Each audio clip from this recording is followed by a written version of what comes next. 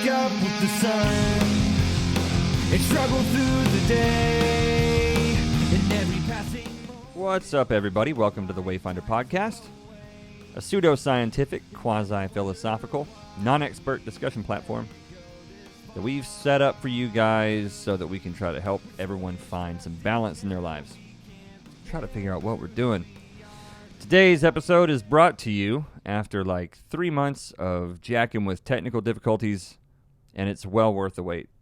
We sat down and talked with Brittany and Chris Carmichael, two awesome, glowing, incredible people.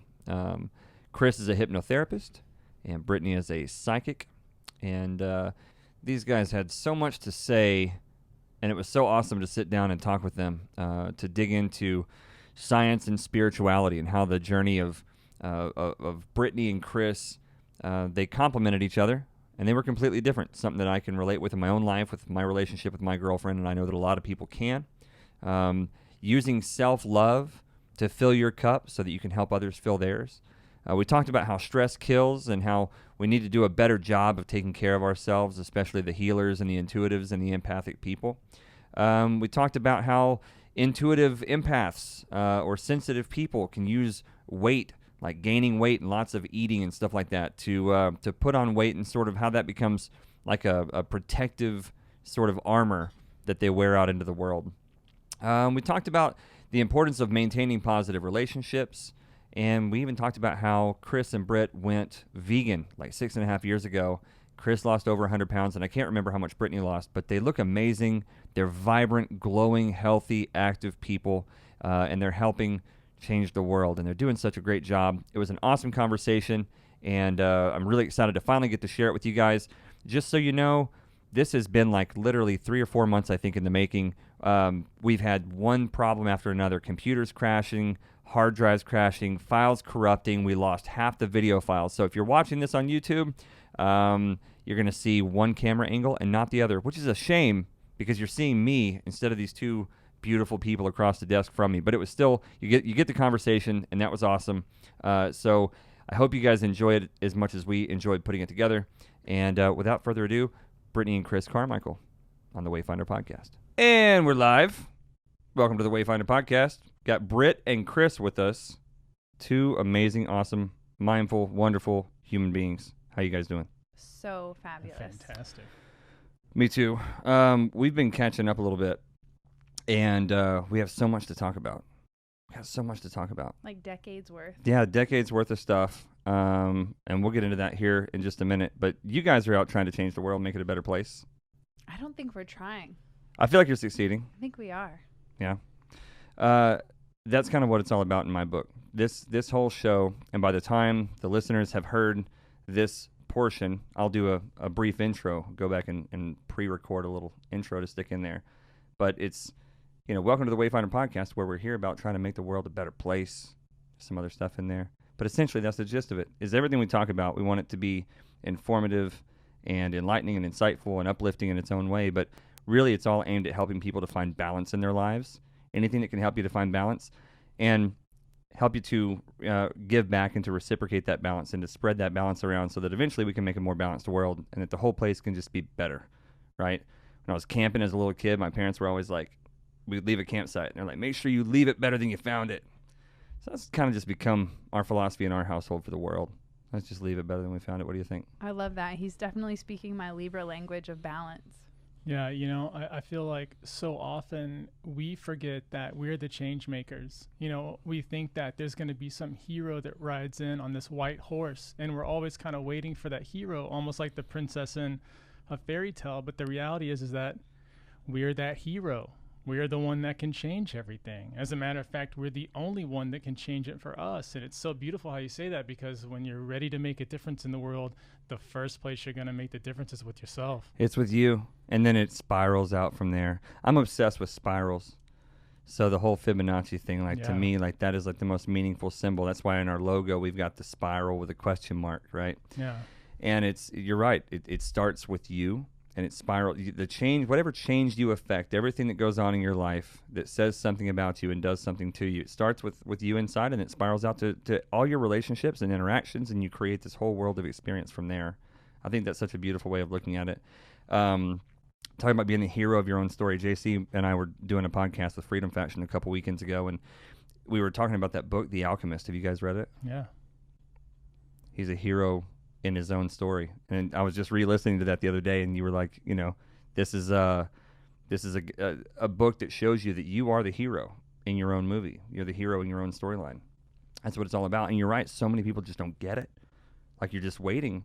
Even if it's not like a religious waiting, like for a religious figure or whatever, but it's in their life. They're always waiting for something to happen. And I think it comes from a place of disempowerment and confusion. Yeah, I think the disempowerment part comes from us always wanting certainty. Like, everybody we want to be certain about our financial life, we want to be certain about our marriage, our relationship life, we want to be just certain about everything. And so what we do is it makes us afraid to be uncertain. And that fear allows us to allow and let authority decide what. So we wait for authority to tell us, okay, now you can do that. Do you think that's conditioned from childhood? We 1000%. condition our kids to do what they're told, and Stand in line all through school. Raise your hand to speak. Like, we're always being conditioned and programmed. That's what I think the institution of school is for children, is like to program us into essentially robots who are used to going from 9 to 5, you know, and being told what to do. So we've already experienced that for 18 plus years. And then we go to college and do the same cycle. And then we go to work for other people and build their empires. not a lot of time to stop and think about the whole fucking thing, is there? No, they're constantly saying, okay, on to the next one, on to the next one. Keep and I putting think that that's ladder. it. Yeah. Keep climbing that ladder. Keep climbing the ladder. If you just jump off the ladder, you'll realize you're not very high up it, despite whatever you think. My girlfriend always says that, you know, about jumping off the ladder. She's like, we're afraid that there's a pit, but there's really a feather bed. It's true. You know, you just got to take that. That's what they call it, a leap of faith. Yep. Yeah. You know, It's off the damn ladder. It's exactly. It's a leap of faith off the damn ladder. There's a soundbite for you. But no, Chris, your point about, like, we want the assurance to be there that it's all going to be okay. Yeah. Like, there's no risk, you know, because that's kind of what we tell our kids is like, you stand in line, you know, you do this, you do that, and this is the safe way to do it, and this is going to make sure that this outcome happens or whatever. But it's like, you know, you go turn your kids loose out in the woods and you go say, like, hey, have at it. See what happens. Yep. You know, it's so sad because most people want that assurance, but what I have learned, and I'm sure everyone else has had a trauma or an experience or, you know, life happens where you're going about your normal reality, which is your comfort zone, and then something happens that throws you off. Like, for example, my mom's stroke in 2012. That wasn't planned. I didn't have certainty. There was I didn't know if she's going to wake up the next day. There was definitely no certainty after the experience. And so I was forced to live in the present moment. I was forced to come back to this moment and go, okay, well, she's breathing right now. So, you know, like, I don't care about tomorrow. was that a turning point for you? Absolutely. In what way? In so many ways. And one, it brought me back to the present moment. So many of us are trying to climb this ladder or be somewhere else or attain some goal. But what is true is that the present moment is where it's at. That's the only time that we have, and we're not promised tomorrow. My mom almost didn't wake up from a stroke during a hysterectomy surgery. And so to watch her go from completely paralyzed to not being able to speak to having this sheer determination to regain all of her strength was so motivating to me. And that's when I developed real faith. Like, talk about the hero's journey. We have to go through some shit. Otherwise we'll never develop faith because we're in our comfort zone and it's boring and assured, but that's bullshit because we know that that's not true. Life happens, right? It does. So my mom will say this today. We're so thankful that happened because there were a lot of things that needed to change within her life, my life, our relationships, our family dynamic, and all of it shed light on those changes we needed to make, and it essentially forced us. So I always now say, don't wait until a trauma happens to change. If you already have an intuitive hit, like, there's things that need to change, make them now, because you can start small. Don't wait till they turn into a stroke, you know? Yeah. That stuff builds up. Yeah. we carry a lot of that shit around. I don't know what your mom's story is. How's she doing though? She's doing great. We just celebrated 7 years after her stroke. Oh, wow. So that happened in Thank God. 2012. I know.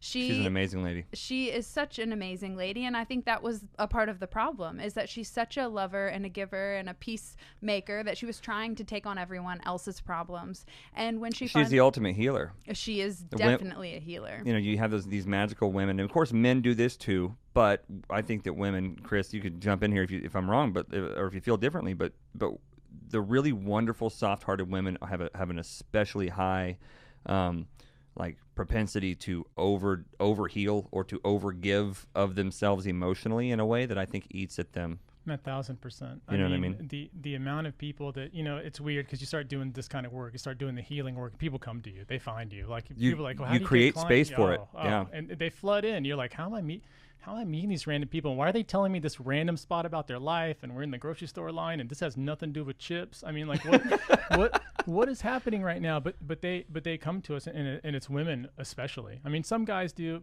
It's guys don't reach out as much. Yeah, I think that as guys, if you think about culture way back in the day, guys were being the hunters, so they're going out being silent. They're not talking to the guy next to them. There's no friend around. They're just doing their job. They're getting the stuff. They're coming back to the village. Meanwhile, the women sat around just talk to each other all day. So they have fantastic social skills. So they will come and reach out because they're used to getting help from the tribe. Meanwhile, the men are always on the outside going, well, I guess it's just me, I guess I just screwed it up and I just won't ask anybody and I'll just, be here. And so often we deal with that. But the women, the ones that are the givers, man, they always forget to give to themselves. They always forget that that's the part. They're last in line.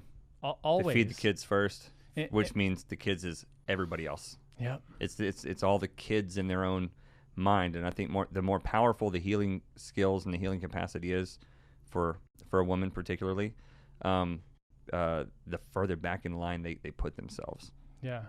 And I've known your mom. So the story kind of here for the audience is that Brittany and we've known each other since we were born. Yeah. Our parents were friends. Yep. And we grew up, it was like a cousin relationship. We were always around each other's families. I remember being over at your house when I was little. Mm-hmm. Amazing, wonderful parents. Your dad was the first musician I ever met. I play guitar. Everybody knows that. Wow. Like, music's a big part of my life. But your dad's somebody who just is never far from my mind when I play music. You know what I mean? Yeah. Kind of cool to be able to tell you that as grown-ups now at this point. It's crazy to fast forward so many years. And how long has it been since we've seen each other? I mean, I honestly don't even know. I mean, I was 10. I don't know, 20 years. Yeah, because you're my younger sister's age. Yeah. And so you guys were younger than me, and so y'all probably had some contact that you and I for many years after you and I had any contact. Exactly. Yeah, you were just a little shit last time I saw you. Nothing's changed.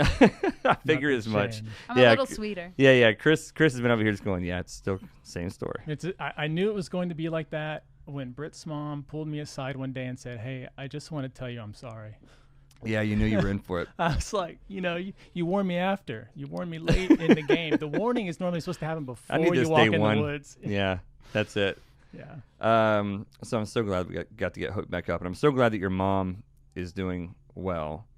But I do think that that's what happens. I think that these wonderful healing women, my mom's one of them too, is they can overgive, and then they cultivate these problems inside themselves. They're like the silent killers and the silent attackers and all that stuff. I think a big part of your work, to me, what got me into your work a few months ago when I rediscovered what you were up to from my sister, which was so super cool to see you guys and see your journey, which we're definitely going to dig into big time here. But was that story about your mom and the story of your realization that, like, hey, a lot of these wonderful, big-hearted women and people in general, but certainly within women, they're killing themselves taking care of other people, and they're neglecting themselves. And I think a lot of that comes from not knowing how to properly love themselves, to love everybody else first. So why don't you tell me about what you're doing with Shine School and how that is helping to empower women everywhere to recognize their potential. Yeah, thank you so much. So Shine School was born because of my mom's stroke, because when I asked her after she regained speech, why did you do this to yourself? We had just watched the Secret documentary. So we were under this idea that we create our reality, the thoughts that we think. And so I just was like, straight up, why'd you do this? And she said, because everybody needed something from me. And that's when I realized, and it's so funny because I always watched her growing up being such a giver and such a lover, and bringing homeless people in and having them sleep in our guest bedroom and like some stuff where it's a little questionable. Sounds like JC. Yeah, it's like, it's a little questionable, but she always just had such a beautiful heart. Well-intentioned. And I always felt like people took advantage of her. Yeah. I saw this other perspective where there were so many energy vampires that would be thankless. And so it kind of taught me to like harden myself and to not be so giving. So I had a lot of boundaries, and I protected myself with a lot of weight. And so in my own life, I was struggling with self-love. You say you protected yourself with weight. Yeah. Would you tell me a little bit more about what that means to you? Because I think that's such a beautiful way to put it. I mean, a tough way to put it, but it's such a true and accurate way to put it, because I've got these ideas about how we look and how we feel and how the outside is an expression of the inside, and we don't just put on weight just because we put on weight. It creates a barrier. Tell me about that. Yeah. So as healers, empaths, sensitives, people that can feel, when we take on a lot of negativity, I feel like we store it in fat cells as protection. We take on other people's pain, and we don't know what to do with it because we're not taught as empaths or healers how to transmute the energy. And so a lot of us take it and put it right into our system. And we're not taught how to properly, what'd you say? Transmute. How to transmute it. That's it. Yeah. Our alchemy skills are low. Yep. Non-existent. That's it. Yeah. Keep going. I'm going to keep jumping in because I love what you're saying. Yeah. So for an example, one of the things that you can do as an empath is to use your imagination to surround yourself and your aura with a protective, glowing white light when you're dealing with anybody else. I mean, hell, anytime I walk out of the house, I'm like zipped up on the walking up the stairs. I'm like making my aura glow real big, because whether we think that's woo-woo or silly or whatever, it is woo-woo. And you know what? And it fucking works. It works. Woo-woo. You know what I mean? What is more woo-woo than the Just whole try field of it. psychology? It's true. You study clinical psychology, and you just see it. Some could just call it, abject bullshit, but I prefer just woo-woo. But that's like clinical psychology, and there are a lot of big clinical psychologists that are coming out that are really sharp, that are saying our whole field is founded in bullshit. It's really kind of woo-woo. It's kind of a lot of spooky shit. But it's like we're getting to the point. One of the reasons I think we're in such a beautiful time, I'm going to try not to rant on this too much, but is that we're at a place where the woo-woo and the not woo-woo are meeting an intersection, right?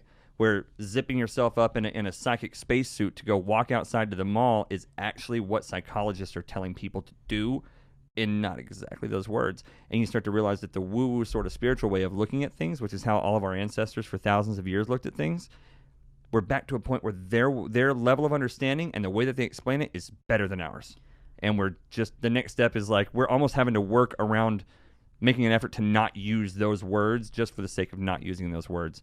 And that's the bridge of understanding that I want to bridge here. And that's why I'm so fucking excited about you guys being here. I was going to say, well, you picked the perfect two people to bring on to the podcast, because I went down the path of woo-woo and Chris went down the path of science, and we merged together realizing that they are one and the same. One's trying to explain in a different language. So to your question earlier about Shine School, it was built because we're not given the tools to learn how to heal our energy or protect our energy, or even talk about energy or auras or chakras or anything like that, or hell, even just to schedule some self-care in our calendar, as simple as that. We're not taught that. We're not told to make that a priority, but that's what it's going to take for us to be a light leader and change the world. Otherwise, your eye just twitched when I said that, so like, we have to start making changes, and it starts with being selfish. And if that's how people want to view it, as self-care is selfish, then let's just be okay with that, Well, I mean, if you're entirely selfless, the whole empty cup thing, right? Like, right, you'll burn out, stroke out, something. Yeah, talk to your mom, right? Exactly. That's what's going to happen to all of us. You've got to schedule some time. I say that's what's going to happen to all of us if we don't, right? If we don't take the time out to refill our cup, to re-energize. Yeah. Brings up a cool thing for me. Your tribe, the people you surround yourself with, and how important that can be. Because we can all recharge each other's batteries You know, if you surround yourself with energy vampires because you have a healing spirit and you're an empath, people just, especially energetically needy people, a lot of times people who aren't making the best decisions in their lives, who aren't taking the best advice in their lives, they just want to keep pulling on the empaths and pulling on the healers, right? And it sucks it out of you. Not saying that we should cast the sick and infirm and the stupid aside, but people have to make decent decisions in their lives, at least at some point. You know what I mean? And if you surround yourself with the wrong people and you choose to keep giving of yourself, it's an energy drain on you. What I've found a lot of people are lacking is like a really solid tribe of people around them. Yeah. Like uplifting, loving, authentic people. We all fuck up, like big time. We all do it. But it's like people who just consistently try to do better with their lives, who just try to be uplifting, try to help people see, you know, the silver lining whenever shit gets dark, but that also hold you accountable for the things that, you know, you might need to work on too. Yeah. Don't you think that like people having a problem being authentic, like showing up as their authentic self, would lead to that, not being able to meet your soul tribe or be surrounded by that? Because if you're not showing up as who you are, then you're going to be attracting the people that you're pretending to be. Yeah, I think that's one of the problems. That's a huge one. It's because like you attract what you start putting out. And a lot of times if you're going to be that fake person, you're going to attract more I've been there. fake people. We'll get there later. And then the other part is that one of the things that we discovered, and one of like the rules that we live by, and this came through a lot of just like grit effort. And it's a simple rule, but we live by the 7 or above rule. And so that means with your friends, with your life, with whatever you're doing, if it doesn't rank a 7 or above, don't do it. Scrap it completely. See how easy that is to like, I mean, that's like you automatically when you have a new decision, you go, oh, is that a 7 or above? Oh, it's not doing it. Forget it. And a lot of people, what they end up doing is if you can imagine, so your friends take up time. If you have a new friend in your life, they're going to take up time. Sure. But if you're still holding on to a bunch of 4s, where's the space for the 7 to come in? Like they're not going to be there. It's God, not going to be able to happen. We were just talking the other day at the company about dropping our bottom 5% clients. Yeah. You know, which is a pretty common business practice among successful businesses. But you just sort of formulated that into your personal life, which I think is beautiful. Well, it's like gardening. You have to trim back like the dead branches and the lesser performing fruits to allow for more of your energy to go into the ones that are thriving. That's it. Yep.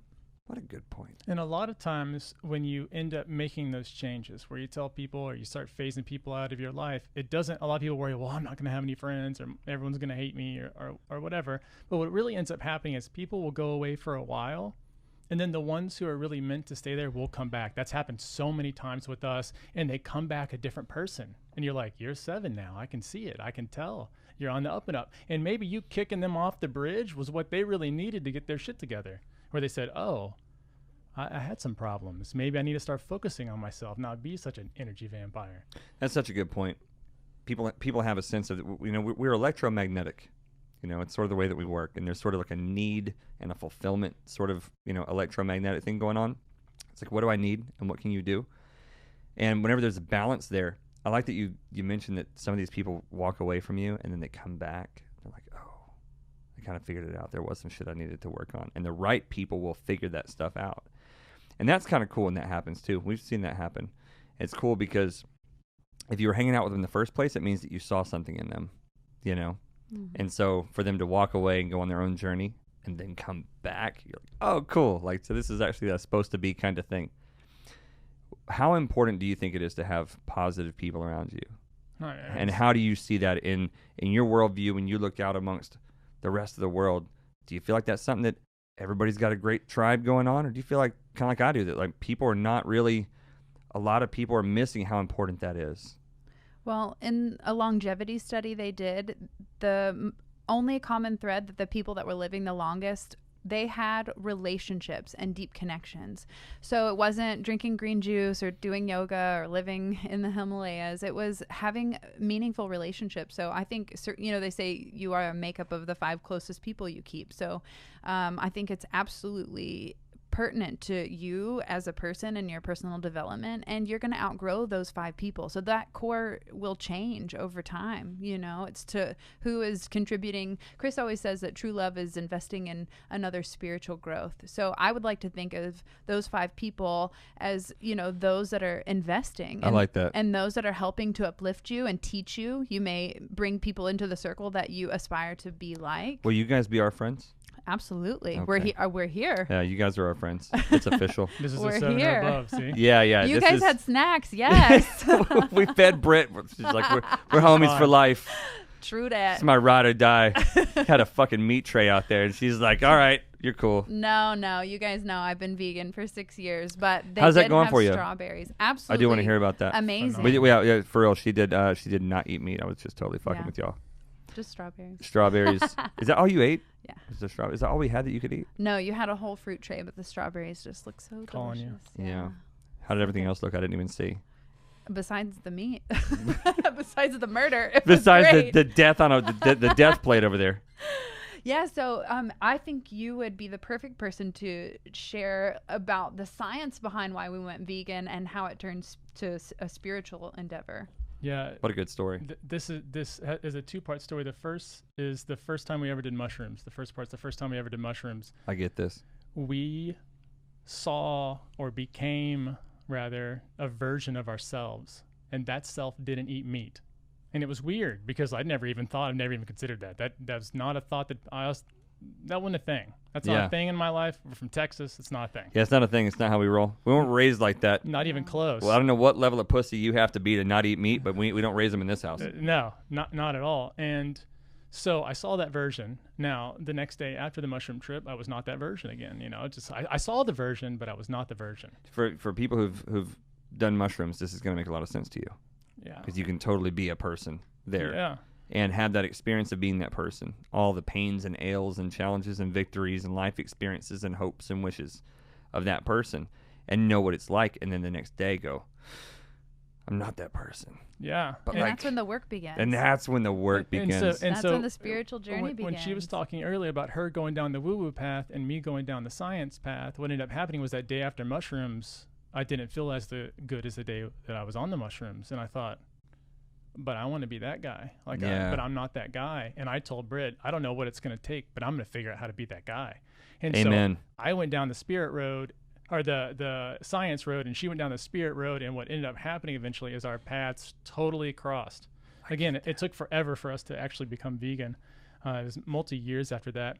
But a lady came up to me talking about the free membership at CrossFit. The lady came up to me at CrossFit and she said, so I hear you're the guy to ask about anything. So I'm going to tell you that I have all these diseases and the doctors have given up on me. They've basically said they can't figure anything out. Just go home because there's nothing they can do for me. And so she goes, well, what do you think you could do? And I was like, well, I don't know, but I can read. I can buy some books. I can read a bunch of stuff. I figured it out. And so I end up looking for what is like the one thing that's kind of the cure-all. What could I hit with a sledgehammer? And what I end up finding out in a lot of the research is having more of an alkaline body, right? And so I didn't equate that with being vegan, but if you look at that alkaline list, it's all vegetables. It's all like leafy greens and stuff like that. And so I told the lady, look, I've come up with a little bit of a formula. I've got a little plan for you. You try this out for 30 days, and as a matter of fact, I'll try it out with you because I wouldn't ask you to do something that I wouldn't be willing to do. Sure. So I'll just eat foods off this list, all these few other things. And it was great because she's a documentary person. So she's going to make a documentary about the whole process. So we end up seeing her, we start doing it. Brit does it with me, and we're vegan. We're at CrossFit. We're eating the plants and all stuff. And I feel phenomenal. I'm beating people in workouts I'd never be able to beat it. I mean, I was so full of energy. I was so I slept better. Just everything was better. All of a sudden I just started feeling better. No idea why. Come to the end of that 30 days. So we were just going to do it for a month. We fly into Colorado and go to Smash Burger. It's my birthday. I'm like, dude, I'm about to tear up this Smash Burger. You're about to fuck yourself up. Got to get the milkshake. Got to get all the stuff. We went full out. And so I went ham, right? I mean, it's my birthday. I'm in Colorado. We're getting wild. So I start eating. I think we made it about halfway through. And I'm like, I feel awful again. All the things that were wonderful all of a sudden feel bad. And I'm remembering what I felt like before this 30 days. Yeah. and we haven't eaten meat since. Yeah, that was it. We the looked at last each day. other and we were like, never again. How long ago was that? 6.5 years. God, you guys are so hot. It's crazy. You know? What's crazy is he was 275 pounds before. I want to talk about that Yeah. because the listeners don't know, Talk about protection. you know? So, Sure. so how much transformation has taken place? You know what I mean?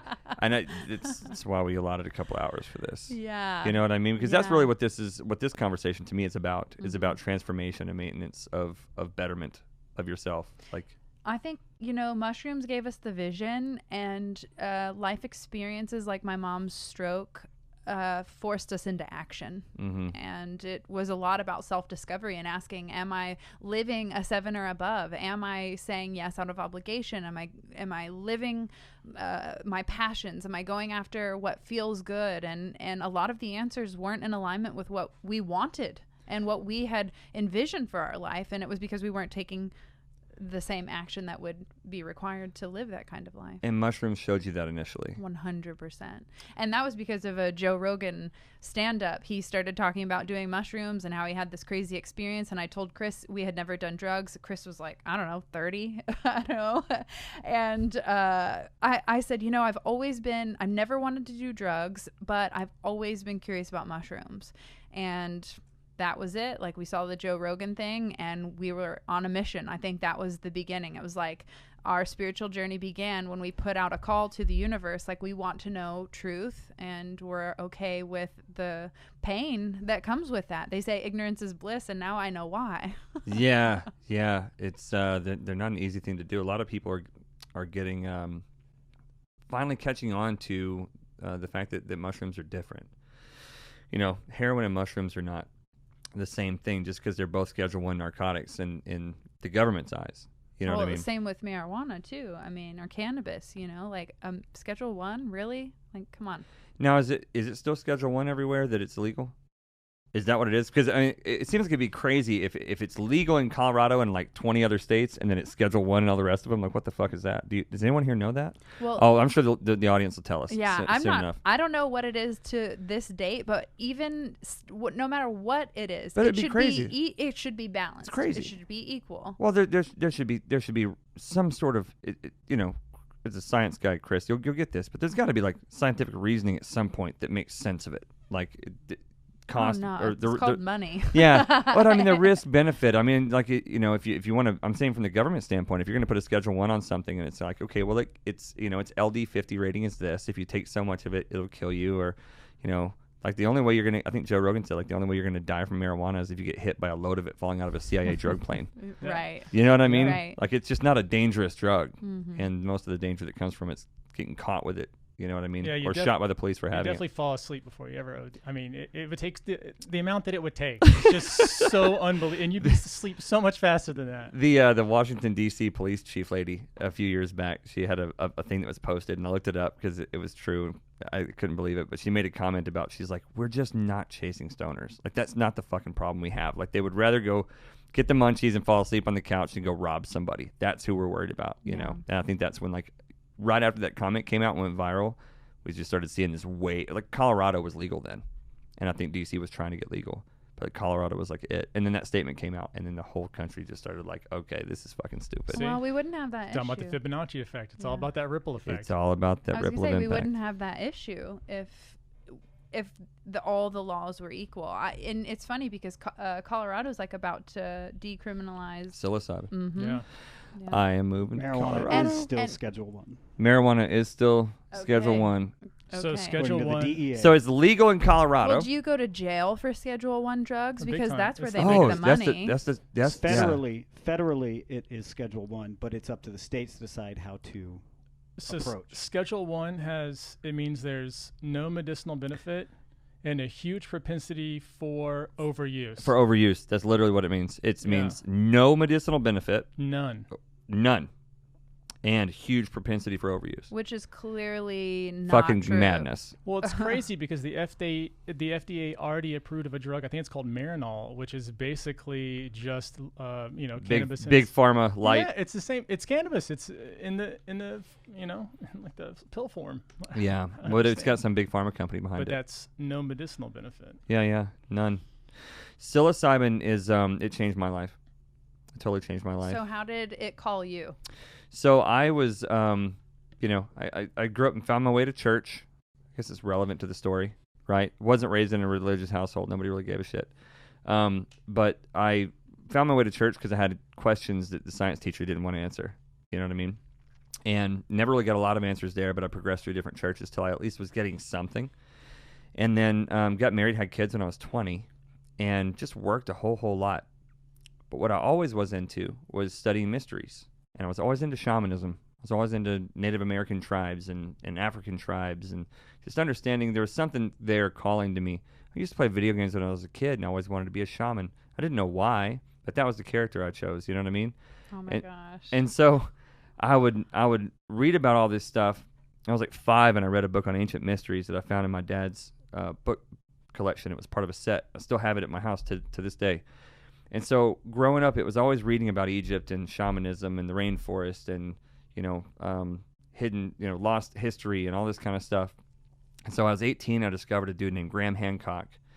And he's an author that writes about ancient Egypt and the whole world, this sort of idea that we have a lost human history where humans were extremely advanced in the distant past, and then something cataclysmic happened. Likely possible that it was related to the consciousness of the humans that were inhabiting the planet at that time. I mean, we brought this in because we fucked up.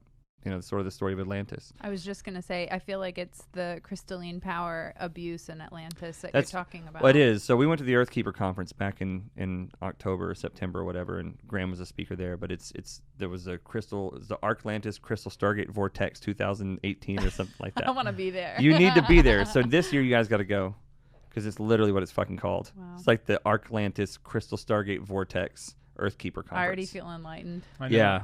Yeah, you woke now. Done. Yep, I'm in. And so so Graham talked about all that stuff, but he was like, look, while talking about ancient civilizations and all this stuff, he was like going to the rainforest in South America. By the way, Graham Hancock's a super famous big dude in this area, right? So he's well known, and he's a respected journalist, and he was going down to the jungle and drinking ayahuasca. And he's like, oh, shit. There's something going on down there. Like, this is weird. So he wrote a book called Supernatural, and he went around the world and he took all the different hallucinogenic substances all over the world and did them, through sort of a shamanic lens. And the whole time I was married and I had kids, I was working my ass off, and I didn't have time to embark on a spiritual path, right? I was kind of disappointed by where spirituality or religion got me by the time I was 20.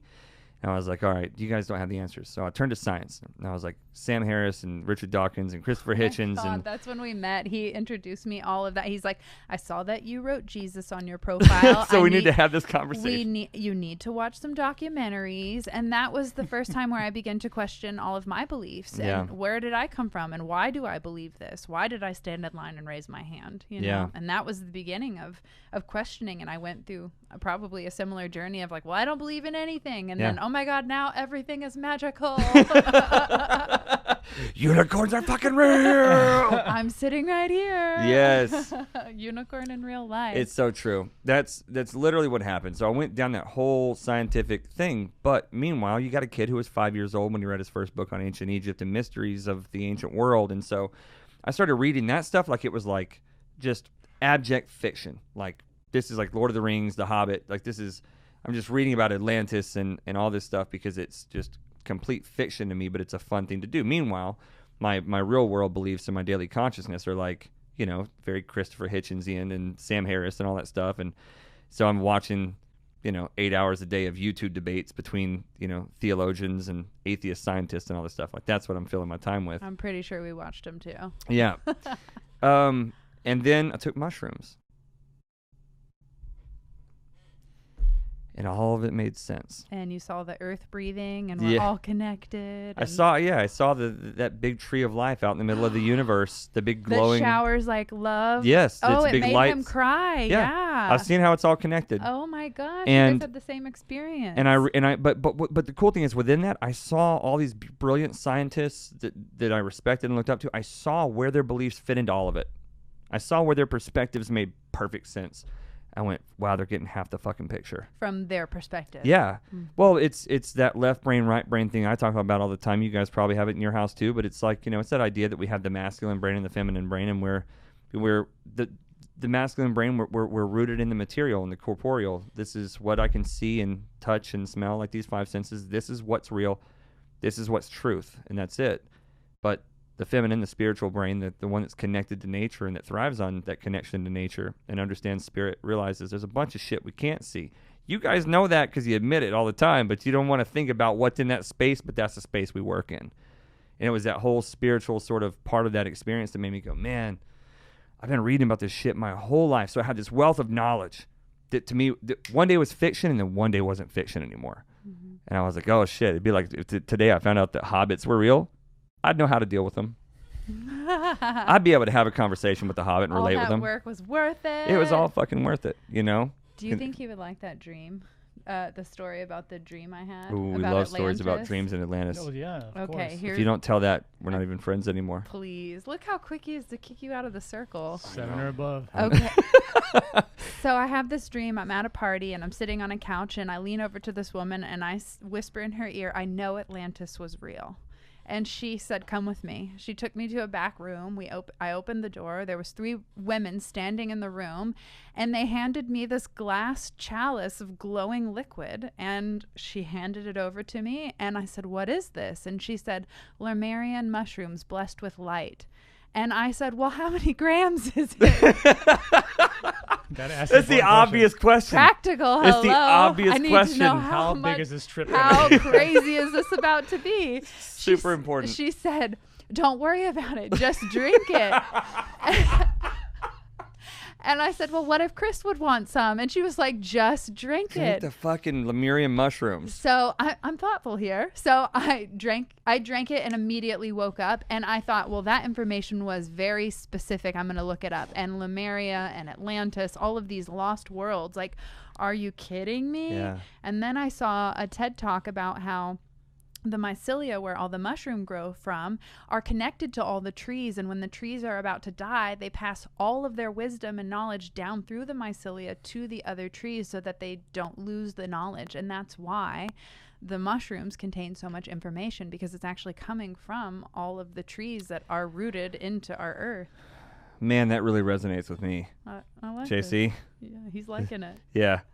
This is making... Yeah, I've just had a lot of experiences on a heavy dose of psilocybin where the mycelium and the connection of the world and how the interconnectivity of everything in life we don't understand because we can't measure it scientifically, but talking about plants sharing that on and not just the mushrooms providing information for us as humans is a perspective that I haven't heard that before. But that way. It rocks me to my core. I'm like, oh, that makes perfect sense. Yeah, it actually makes sense of the whole experience, and a big part of it that I wasn't fully connecting the dots on. It's like, where the fuck is this all coming from? Mm-hmm.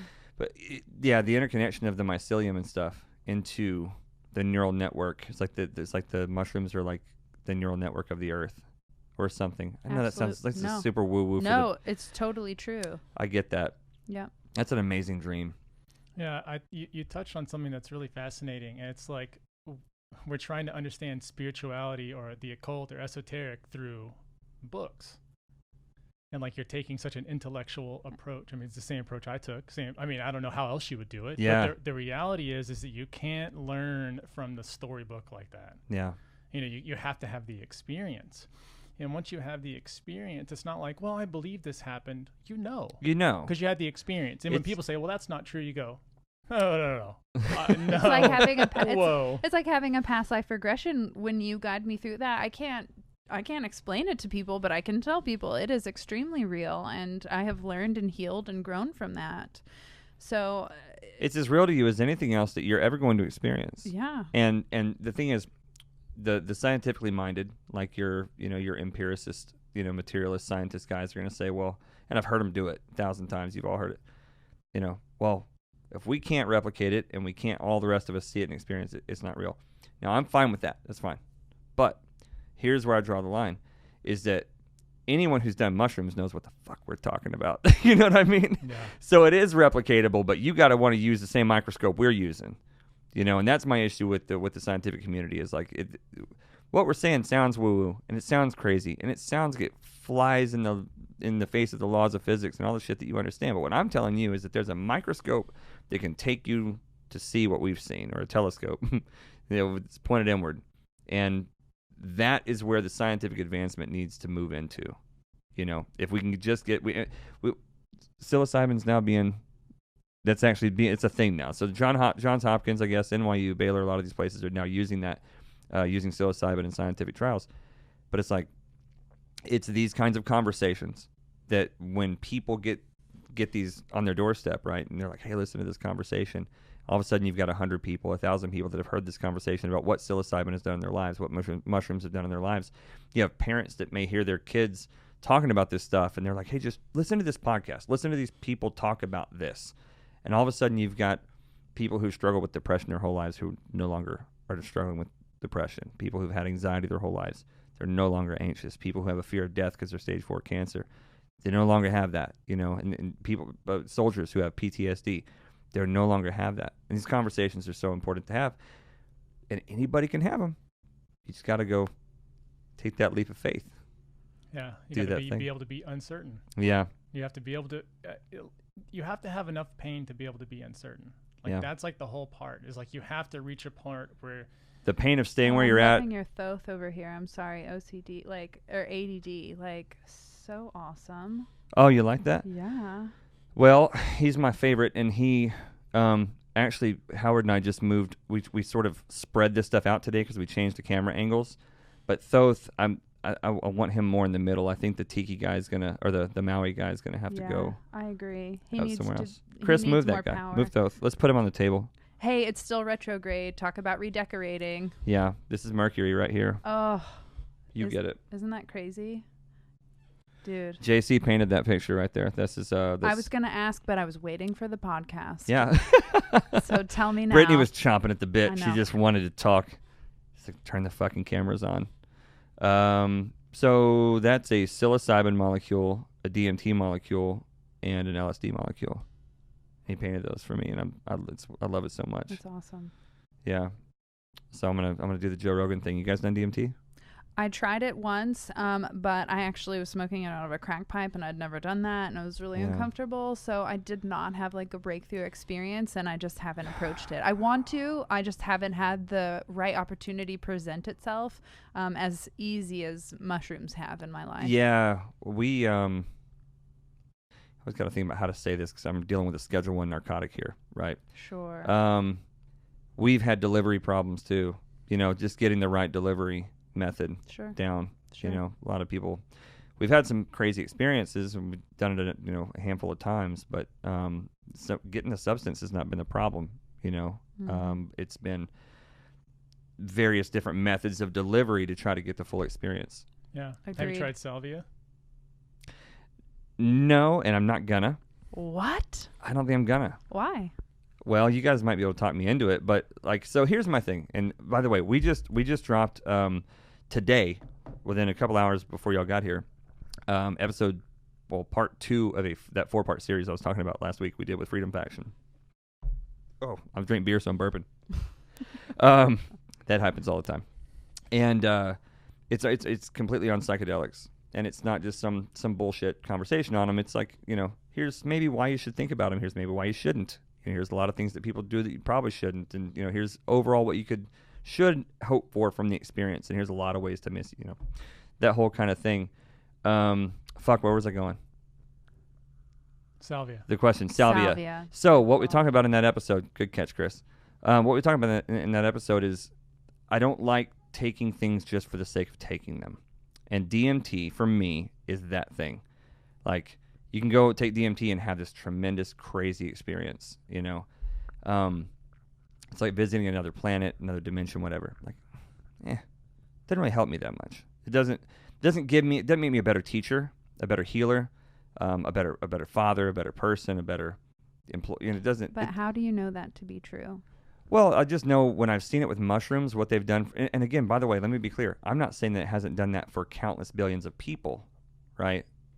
For me personally, every time I've had a transformative mushroom experience, the really horrifying, terrible, crazy ones, and then the really good ones and everything in between, I know I've got some stuff to learn and some stuff to see. I come back from DMT land, and I'm just like a deer in the headlights who's just been thrown down a water slide blindfolded, with techno music blaring in my eardrums. I'm so disoriented. It's such a crazy thing.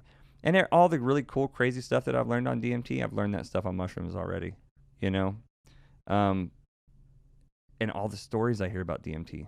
Again, for me personally, every story I've ever heard from them, like they're just, I don't know how much I have to gain from it. Yeah.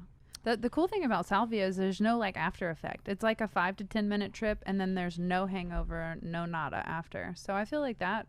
Yeah, you're not. That's 6 the hours benefit. down the Yeah, pipeline. like that's Yeah. the benefit of it. Yeah. Oh, that's where I was going with that. All the DMT people that I talked to who were really big into DMT. I did a podcast with a guy called the DMT Researcher on Instagram, but he wrote a book, Dick Kahn. He's big in the DMT community, and he started growing his own salvia. He's over in the UK, and he posts this on his Instagram and stuff. So I'm no problem saying that. I don't even know if salvia is illegal or not, but It is here. yeah. But it may be in the UK, but he does his own DMT extractions on his Instagram. I have no problem putting that out there because he does that. Right. He literally wrote the book on it. But he was talking about salvia, and a lot of the people in his sort of community, I see just the way that they talk about this stuff. I'm scared. It's Scared. Seems big. It's probably one of the most potent psychedelics, but it doesn't have whatever the compound is that makes your stomach upset. The Really? nausea is not there. Really? So, yeah, it doesn't contain the alkaloid or whatever that causes the nausea and all this. It's not like anything else. It's totally in its own category. I want to hear more about salvia right now. Brittany, can you remember? Let's come back and talk about nausea in a minute. Yep. Can you? I'm putting that on you. You got it. Salvia, big, no nausea, so I shouldn't be scared. I wouldn't say that. Just you won't be scared of the nausea. It's tell me as best you can. What's the purpose of What would be the biggest salvia? thing that you're afraid of? I've had some trips where they were just basically 6 hours of constant unintelligible, overwhelming nausea and fear and panic, and that was it. Well, then I think that's the thing. You're comparing it to something that's completely different. There's no nausea. There's no after effects, and it's not 6 hours. It's like 20 minutes. So Yeah. it's just a totally different You experience. could do Yeah. it on a lunch break and come back and still be functioning, kind of. Yeah. Totally. Like mushrooms, you're not going to go anywhere. You shouldn't be doing stuff. At Right. most, you're walking around like in a nature situation, but like that would only be on salvia. Your eyes are closed. You're done. I went to the tanning salon on salvia one time just as an experiment to see how That sounds hardcore. don't how do that. ridiculous. Yeah, I wouldn't recommend it because I was like, "Is your face melting?" And Or is she that just just kind me? of I was like, "Or is that what's going on here?" So do you do it and you're moving around, or That was no, I would not recommend that. That was just we're young and dumb and experimenting and seeing how can we because with push DMT, the boundaries on this. what I've seen with DMT is you typically go down and you're like under for like 7 or 8 minutes, and then you kind of half under for another 7 or 8 minutes, and the next 30 minutes you're kind of just sitting there chilling, coming back to this world. But after that, you're somewhat normal.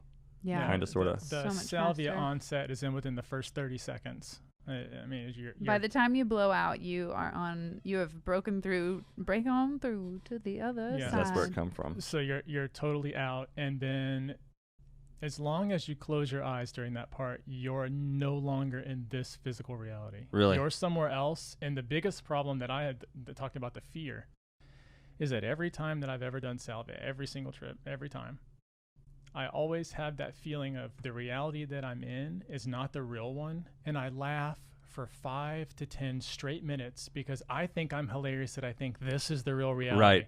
Like, it's hysterical. I laugh until I cry, and when I come out, my throat's raw, my face is red because I've been laughing so hard about how dumb we are, thinking that this is where reality. it's at. I'm like, this is It not sounds even very the reality. DMT-ish to me. I think it's probably like a super rapid DMT trip. But the problem is it is somewhat hard to remember, just like DMT is. Hard. You won't take, like mushrooms, you remember a lot of the trip. Yeah, you can retain a lot On of salvia, information. you won't remember hardly any of it. Yeah. I mean, I remember I guess one that's where night trying to do it multiple times in a row, going, okay, like, and this was when it was legal. We bought it right in town, you know, Right. from like a local store. We'd never done anything else. This is the No, first that time was we our ever first. did. That was our first experience into anything because That- we were like, well, what's legal around here? 'Cause Yeah. we were conditioned by parents and society not to do drugs. It's so bad for you. Yeah, yeah. So we avoided it for so many years, and it was like we were being called to experiment and try something.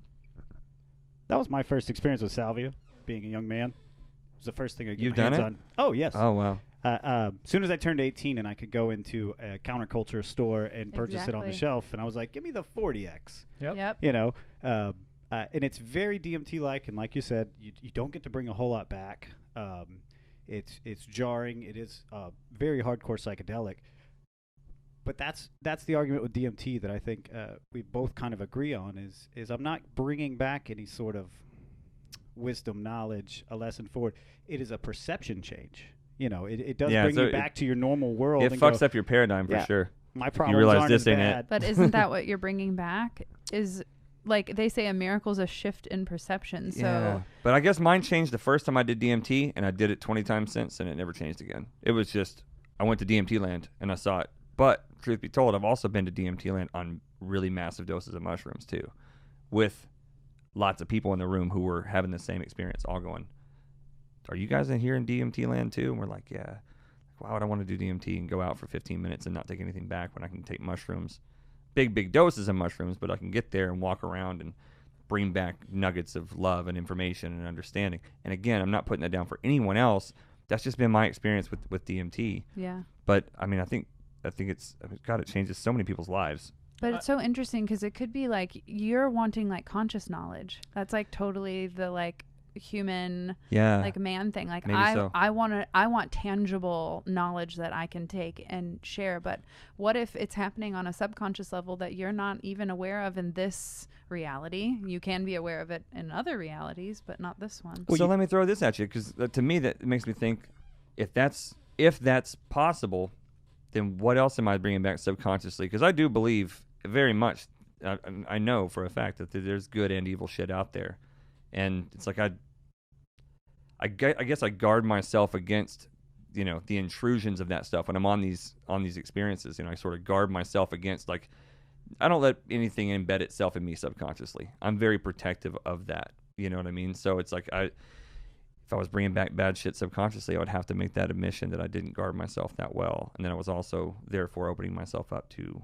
you know, negative subconscious implantations. But I think this is like the number one thing we always tell empaths or we always tell healers is that you have to turn yourself, the first thing you have to do if you want to be on this mission at all in this life, you have to turn yourself into a badass.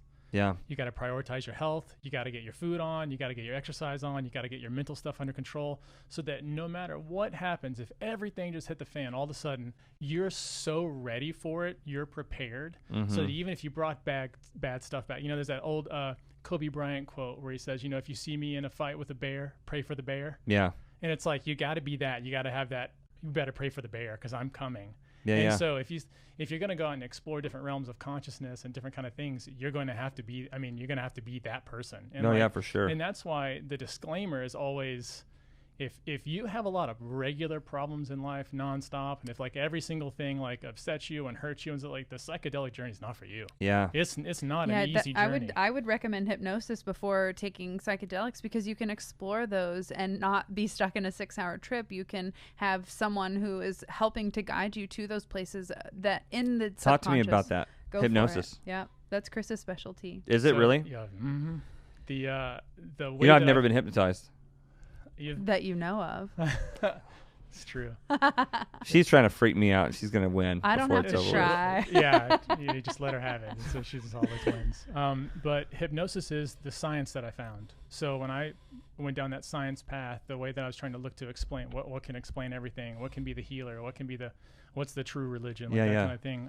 I stumbled into hypnosis, which eventually led me into like meditation and things like that, which meditation and hypnosis are very similar. Yeah, right, sure. Like a lot of people confuse the terms, but it's almost the same thing. Yeah.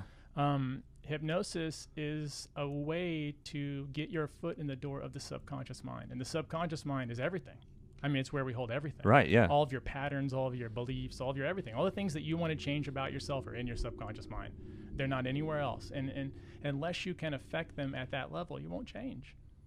And the only thing that typically will change you outside of that is some authority figure that tells it to you, like the doctor comes in and says, hey, you're going to die in 4 days. Yeah. That kind of stuff. And you start to believe it, so it really ends up happening. Like those kinds of, when an authority figure can bypass that critical factor, just like a lot of times people get in relationships and when they have the breakup and the person tells you, I never loved you, you're so ugly, and I'm just going to be with everybody else. It's beautiful. That shit and you digs suck.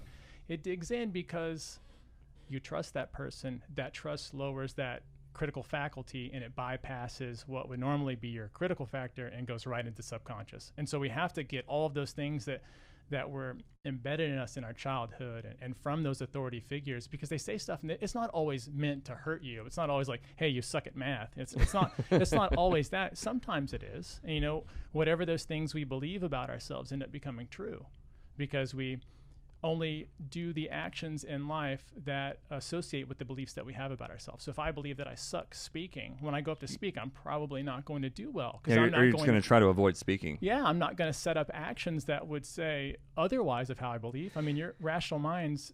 We change our playbook based on what we think we're capable of. Yeah, 1,000%. And it's your subconscious mind that's feeding that. And that's been programmed typically by your parents and teachers, because up till age about 10 or 11, we accept everything anybody tells us because we don't know any different. Yeah.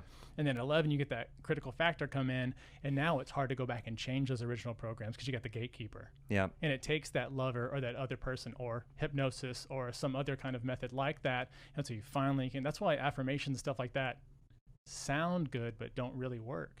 You know, you like want them to work so well, but they don't get past the critical factor. If you don't believe it, if you wake up and you feel like you're just this fat slob and you look in the mirror and you go, I like myself, I like myself, I like myself, the subconscious goes, that's stupid. I'm not. See, I'm not listening to I've that. never really understood how that would work. Yeah. And I guess I never really nailed it down to the fact that it's not getting past that gatekeeper of the subconscious. But I guess I just always felt that. As I wonder if we could help people understand, you know, a better way to approach those types of things. Yeah. I guess that's kind of what Brit. That's kind of your thing on the ladies' side for sure. Well, definitely. I mean, it was because of the work that I did with Chris with hypnosis, and here's how we got to that.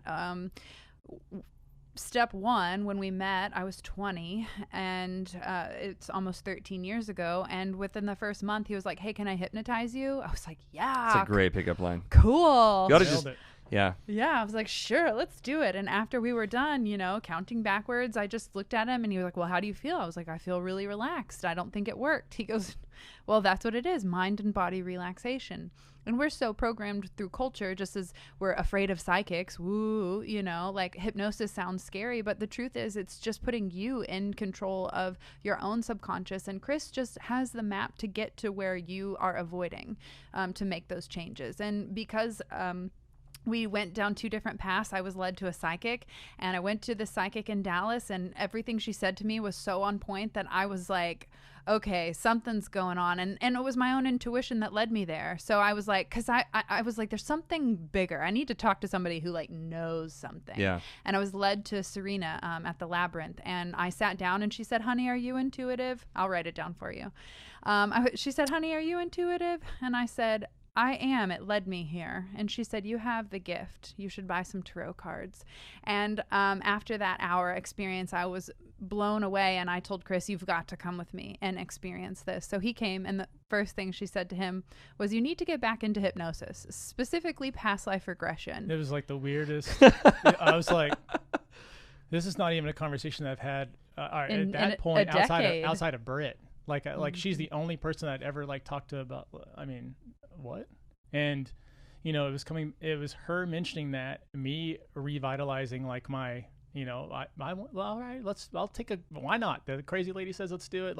You Makes know, perfect sense. So he did. He started studying hypnosis, and I was the guinea pig. I mean, hello, who else? He's not going to practice on noodles. So He probably fucked your brain up so many times. It was like, oh, wait, like, let me put the parts back together. yeah, like a new IT guy is like working on a computer and he fucks a bunch of stuff up and you don't want to tell anybody. He's like, all right, I'm going to fix this before the other guys come back over. Well, the thing about hypnosis is you're totally aware the whole time. It's funny, though, because in deeper states, like when he takes me to meet my spirit guides, he'll tell me that my mouth is moving and I'm having full-on Right. conversations. And when I come back, I don't remember a thing. Right. And so when you talk about, oh, well, I don't know if I retain information. Well, I only ask you that and pose that question because when I go into really deep states of meditation, which the same with the plants, they're just getting you in a different trance state.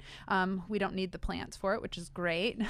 So when you're in those deeper states, like there's so much going on that we aren't consciously aware of. Like that's such a small percentage of what's going on up there. Mm-hmm. So when he tells me that my mouth is moving, I'm having full-blown conversations, and I come back and I'm like, well, I was just hanging out. I don't even, it's like, okay, you can't, like there is conscious memory, but there's also a lot that does happen that I can't even explain, that I'm not aware of. If he says my mouth is moving, I know that I'm connecting, but why is my mouth moving? Like There's some part of us weird. that's still tied to the physical body.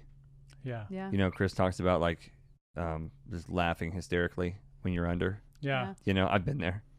Like my girlfriend was in the living room and I was in the bedroom.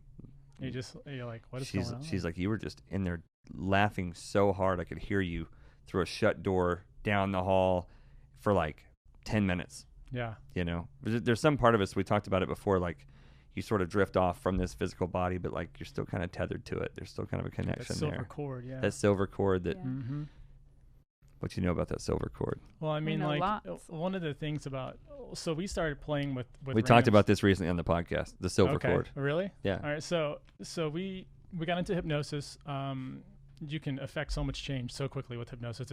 It would blow you away. I mean, just how relaxed your body can get, and the fact that you can go in there and not necessarily like extract, but manipulate the way you remember memories.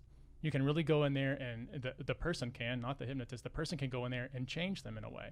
Because you had to go through a lot of experiences. So if you looked at a particular memory from like a really traumatic, frightened childhood standpoint, and so that thing embedded itself in you, and you always sort of have this massive negative, dark reaction to a situation, you can kind of come back in now as an adult, sure, as a person with some perspective, and go, I'm going to change the way that this memory exists in my mind. Absolutely. Yeah, because when you're, let's say, 8 years old and you see your parents fighting, and the dad yells, you're a whore, your daughter's going to be a whore just like you, and it embeds in the kid's mind. Now you've got to go back, because the child doesn't understand what to do. The child doesn't understand anything, but then they find themselves living out those roles as they become adults. And so what you have to do is go back and just relive that experience, allow the adult now to come in with the adult knowledge to say, well, the person just said that because they were upset. That wasn't something that they meant. They loved you. It was just in the heat of the moment. And we've all been in that place where we've said things that we should not have to people that we really cared about. And you're able to go back there, and then once that's dissolved, you don't repeat those patterns anymore. But we're all running by patterns, whether we realize it or not. Every single thing that we do is some sort of a pattern. We're hardly ever doing new stuff. Computers running programs, man. It's so true. That's what we are. The hypnosis gets to change out some of those computer programs. It's just a That's really so cool. fast way to do it. Yeah. I think it's such a cool thing. I've always wanted to do it. I went to when I kind of first started this journey and realized that I had some callings in my life in different ways, not so much as an intuitive, but sort of a different thing. I went to visit a psychic in Dallas, and I can't remember her name. I need to try to find it anyway. Ended up having a really crazy experience and realized like there was a lot of stuff she was doing that I didn't consider all that intuitive, but it was brilliant.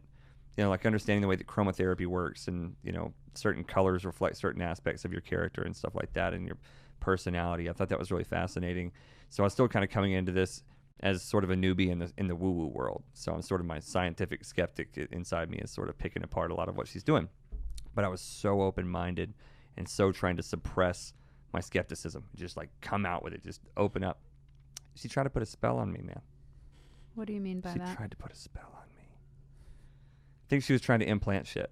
Like what? I think she said, so I understand psychology. I get the way that implantation works is a thing. It's not even that woo-woo, but like she was trying to catch me on some, she kept missing with things that she was saying about who I was or whatever. There's actually more backstory to this. She had like 50-something reviews on Google or whatever. And then there was like no other psychics that had any reviews. And I read these reviews, and then like a big part of me was saying like these are paid for. Like she's paying for reviews. There's a reason why they're all here. One of the reviews said that a lady had a car accident like, she was going to see her, and she said, I don't want you to come see me because you're going to have a car accident or something. And then the lady had a car accident like 3 or 4 days later after she didn't go to the psychic because the psychic told her she was going to have a car accident. And so that was part of it. So anyway, at first I thought that was cool. So then I went to her, and then she was like, she said, you know, you like to do something or another. I don't remember what it was. And I was like, no. I was sitting there trying to think of any way to justify her claim, to make it accurate. And I was like doing all the intellectual acrobatics I could. And I was like, I can't even make that true. I really want to buy into this and make it a thing. She goes, you hurt people. And she changed her voice, and she changed the way she looked at me. And I was so taken aback by it. I couldn't believe it. And I realized I'm a young dude with a little bit of swagger. I have a little bit of an ego present. You know what I mean? I'm confident with the way I carry myself. It's a really easy assumption to make, is that I'm self-centered and that I go around hurting people. Like, I lay my shit on the table every day for everybody that I love, even people who don't even love me back. You know what I mean? It just wasn't an accurate statement, and it's not the kind of thing that a legitimate psychic would have ever picked up on. It was something that when I went back through and thought about the whole experience top to bottom, by the end of it, she ended up talking to me about how much money she made, how she used to be rich, how she had this really nice car, how she had like all these fat shaker machines in her house. She was showing me all these fat shakers. She goes, yeah, I can make $1,000 a month off each one of these things. I realized she was also, she couldn't breathe. She looked like a little troll, like a real witch. And so she was just looked unhealthy, and she was wheezy, and she was coughing up phlegm the whole time. And she just, I wasn't. You stayed? I wasn't, I was new. I know. I look back and I'm like, motherfuck. But I was new to the whole thing. Yeah. And so I knew that I needed to talk to someone about this shit, because I didn't know you guys. I didn't have any, you know what I mean? You So didn't know the 7 or above rule. I didn't know the 7 or Some cute psychics. yeah, I know, didn't. I didn't know any good-looking psychics. So I went to, like, she was literally the Green Witch off of Wizard of Oz, That's crazy. and I was like, okay, I guess. She answered the door, and she's just wheezing, and she doesn't look healthy, and I'm like, this is weird. But what did your intuition say? Oh, get the fuck out. So where's the lesson? Oh, listen to your gut. My next podcast was how to listen to your gut. my meeting with a psychic witch. You know. Okay. So And I went and took some mushrooms that night, and was like, let me clear it out. let me evaluate what the fuck happened. And they were clear. Here were all the instances where she was trying to implant toxicity into you. And the more authentic I was, and the more loving I was, the more uncomfortable she got. And that was one of the things the mushrooms showed me. You know, this isn't the first time I've heard negative experiences, like darker entities. Even Ray at the float spot was talking about having a woman come in, and the energy in the float tanks was off, and he put his archangel necklace in it, and sparks of light went everywhere. Like, I believe it. So there's definitely, like, you talk about good and evil.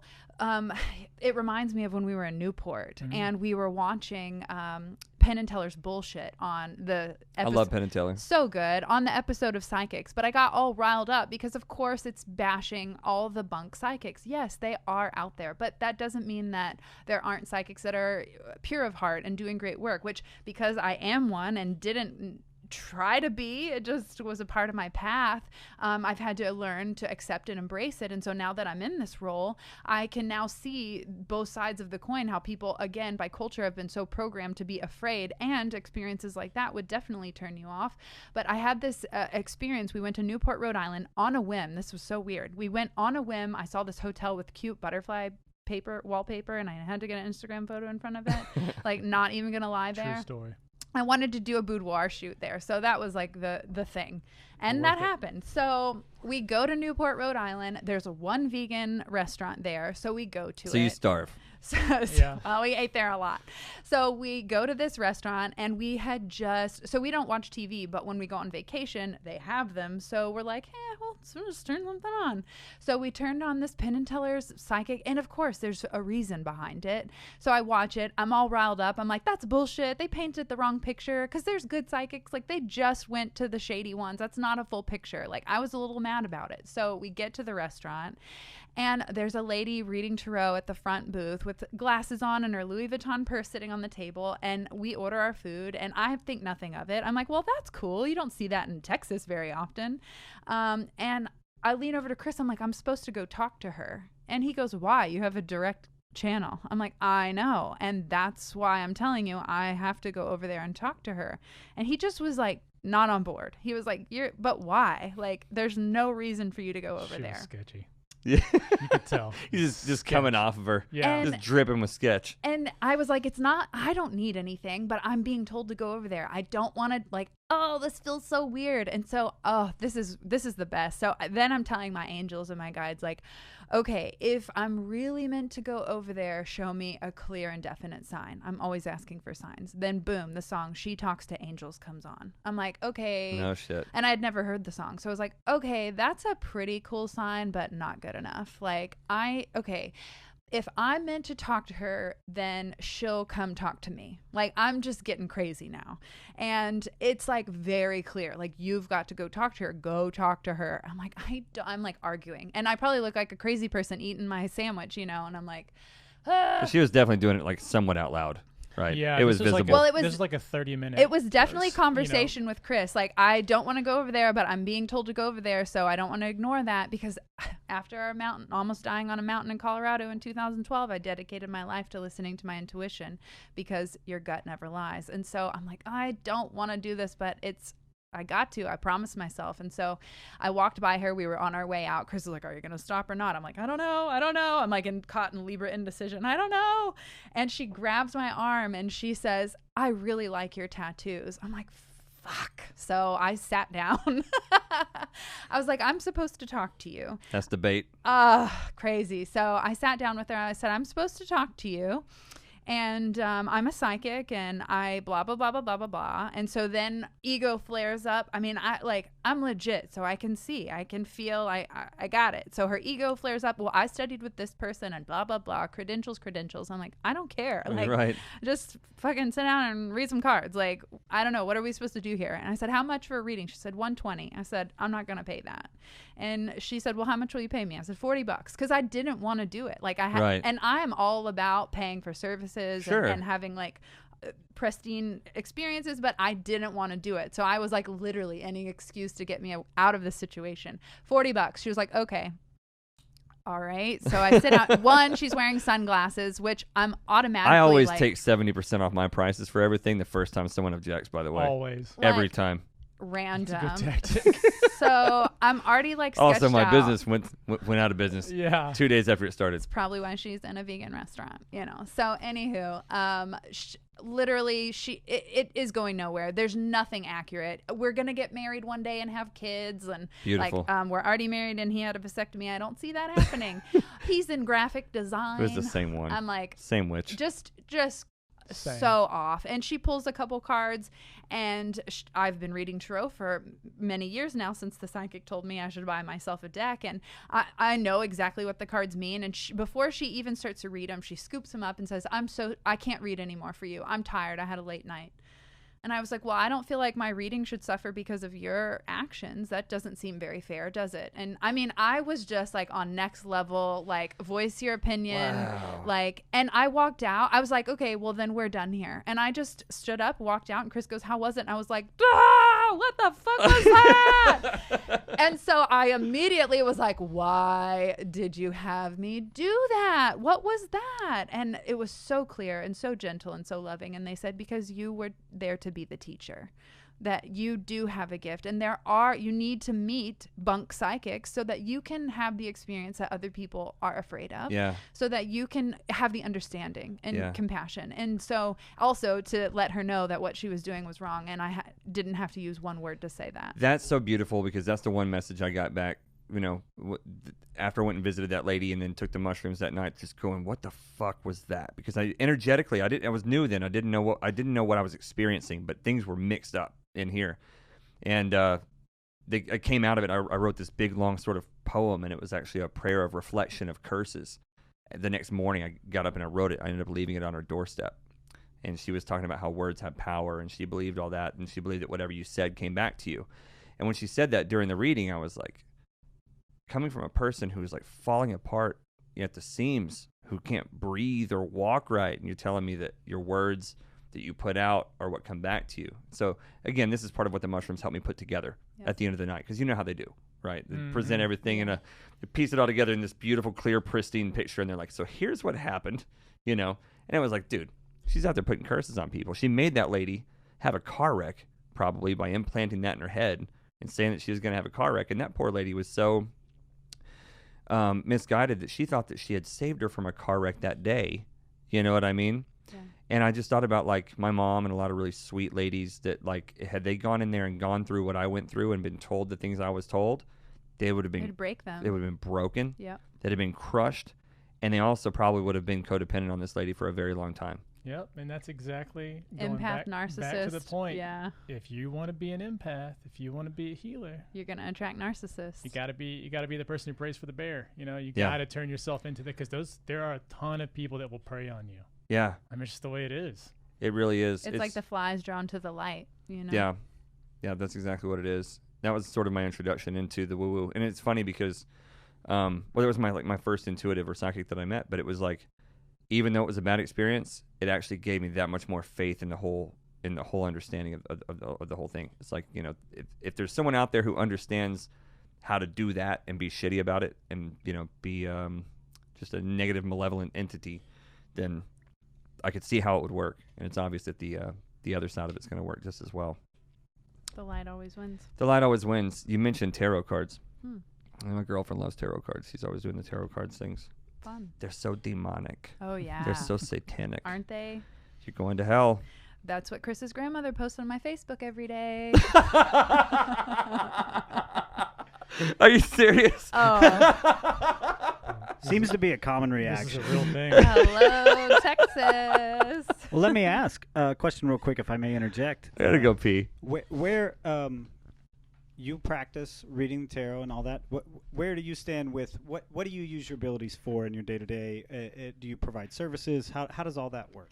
Yeah, so when the lady told me that I had the gift and I should buy cards, I was like, okay, well, I've always been fascinated by Miss Cleo and like witchcraft and things like that. So, all right, why not? I was very curious. And so my curiosity led me to buying the cards, and I just started studying them one at a time. What do they mean? And what I've learned, Carl Jung says it best, is that there are just different archetypes that we go through and experience as a human. So there's sadness, there's heartbreak, there's dependency, there's wealth, there's your dreams coming true. I mean, there's so many different things. There's finding a relationship, there's breakup. But to the uneducated, it's just called demonic. Again, lumping it in with hypnosis and all the things that are, quote, unexplainable, right?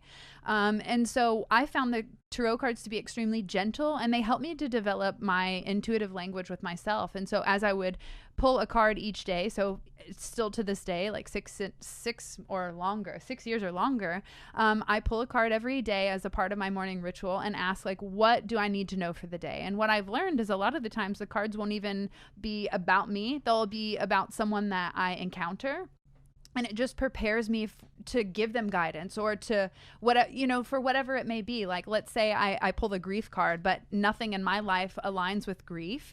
Then I know, okay, well, how can this apply to someone I might meet today? And because I am a psychic, a hairdresser, a life coach, I run into so many other people dealing with emotional issues. So one, it taught me how to develop my own intuition. And eventually it turned into a business where I started every Wednesday on Facebook. I go live and do a Woo Woo Wednesday tarot reading where I love that name. Isn't that fun? It's the best name. It feels good. Yeah. I had a little 6-year-old write me a jingle about, because it just, she's got a guitar and everything. it's so cute. Oh yeah, you gotta use that. It's so cute. So I used it in my own life, and I started the Woo Woo Wednesday reading for people on my Facebook group, and then people would ask, will you read for me? And my clients in the hair salon would say, will you pull a card for me? And I would just start doing it, and I did it enough. I had enough practice that I realized, like, this is real. Like, something's happening. Like, the cards that they need are coming up through, like, law of attraction, that give them a message of peace and certainty, and that is helping them. And so because it helps people to feel, every person that has a reading with me always says the same thing. I knew all this. Everything you said, I knew exactly, but you aren't trusting yourself. And the psychic that I met, who was so legit, I was so lucky to attract a legit person. She said to me, the most skeptical people of psychics are the psychics themselves, because we question our own intuition. We don't trust the messages coming through. And the tarot cards help me to start trusting my intuition, because when I would be in a situation and my intuition would kick in, I would see an image of that card. I'm very visual as a clairvoyant. And so I would see an image of the card and go, oh, this relates to worry or feeling like alone. So now I am better equipped for handling the situation. That makes perfect sense. It's That makes beautiful. perfect sense. Yeah. The tarot cards sort of being, a reflection of your own intuition is something I think is so important for people to realize. Is that there's certainly there's magic in it, because it's a very magical process, right? The way our intuition works is a magical process. The way that pretty much every aspect of us works is magical. But for like a really scientifically minded dude, right? We don't sometimes maybe think in woo-woo terms as much or as easily or readily. Like, it's really a great reflection of your intuition. It's not really that woo-woo, I guess is what I'm saying. It's not that hard to even understand. It's self-awareness. Yeah, it's a self-awareness thing. Yeah, exactly. So I would pull a card and say, how does this apply to me in my life today? And sometimes it made sense, sometimes it didn't. And like I was saying before, sometimes it was a reflection of what other people are going through that I might meet throughout the day.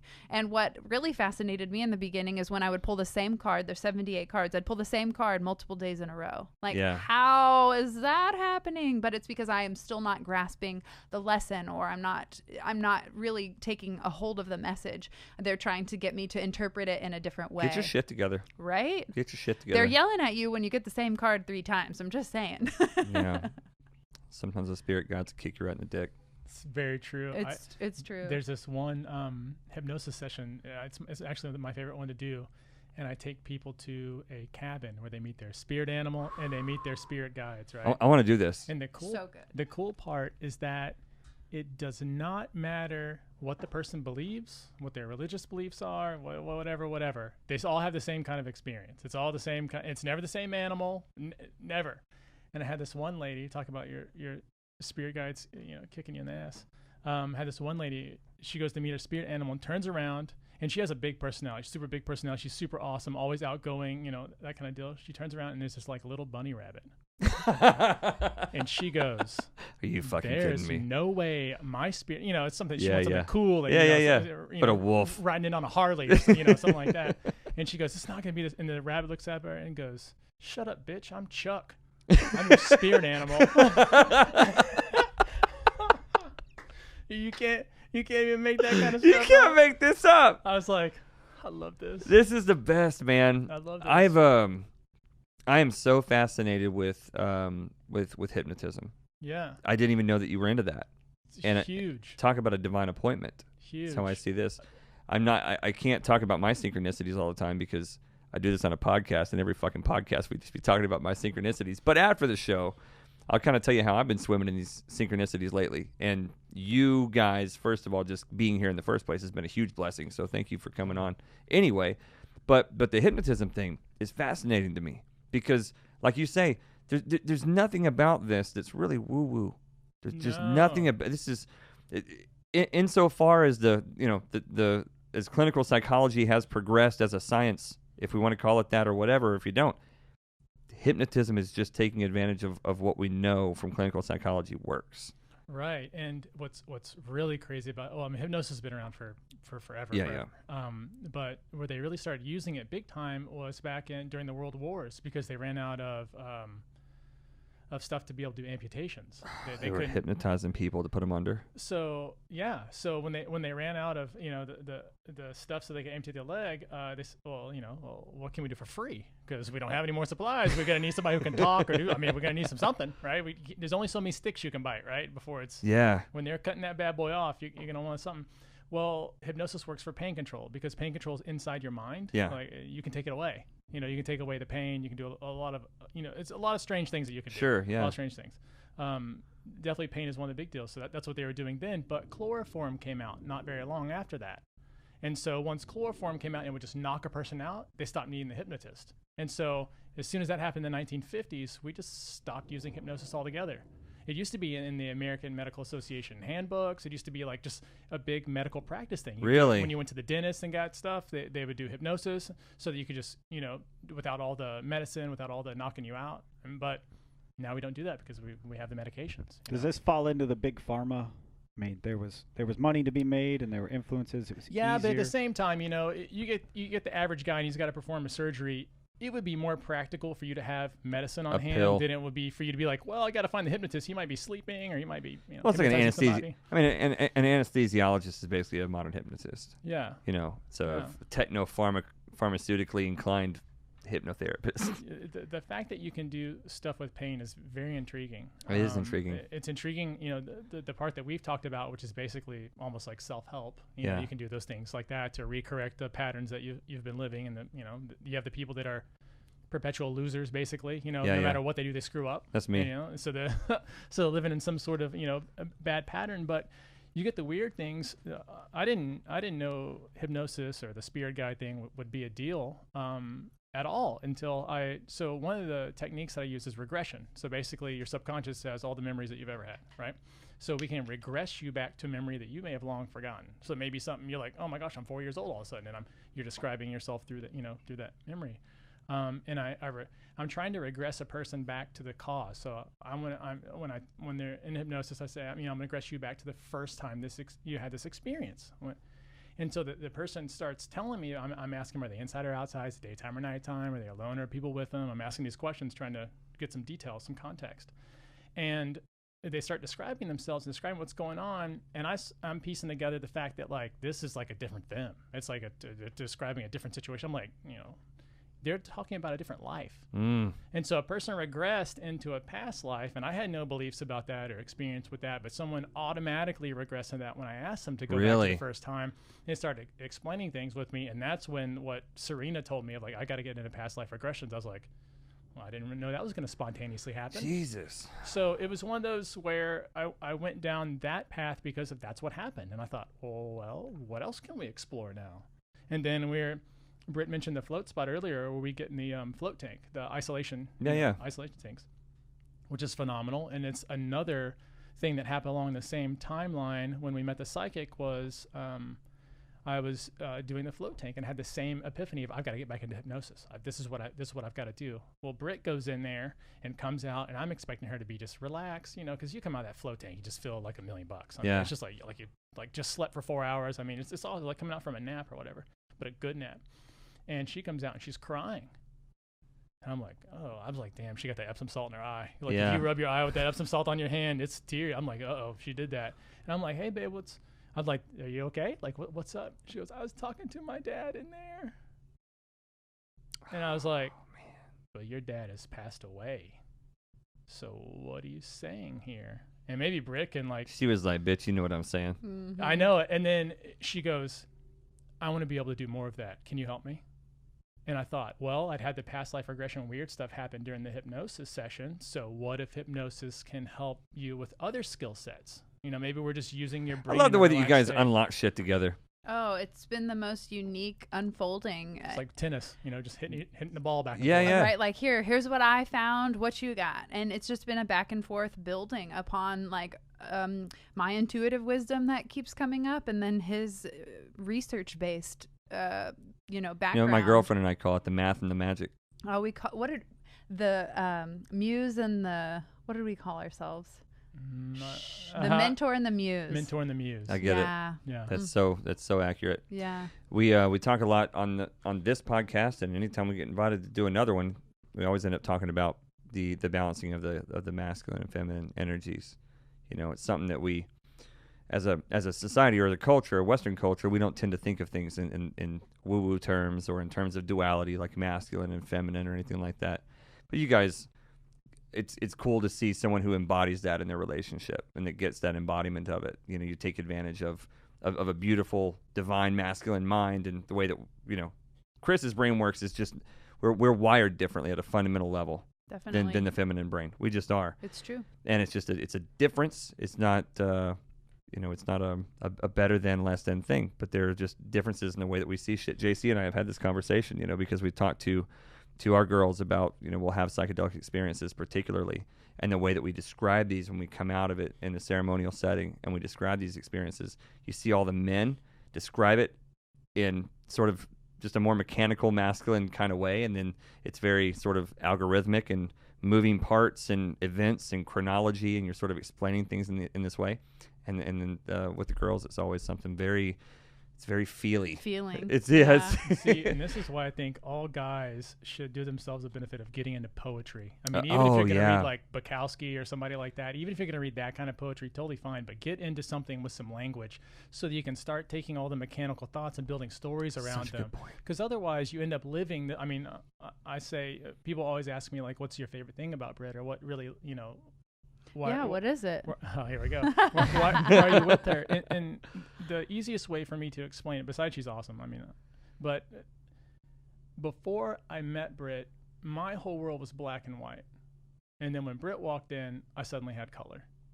And that's the type of languaging we're talking about. Yeah, that's it. You've got to add the color for men. If you live by that masculine mind, if that's your thing. I mean, some men have a more feminine mind. That's fine too. But you've got to find somebody, get somebody in your close friend group that will bring out those feminine aspects or allow you to kind of taste a little bit of that when they're in your, when you're around them, so that you start adding that to your life. It's been a game changer. It's totally a game changer, and especially like I'm so blessed, and now you guys have been absorbed, whether you want to or not. You're kind of absorbed into my tribe too.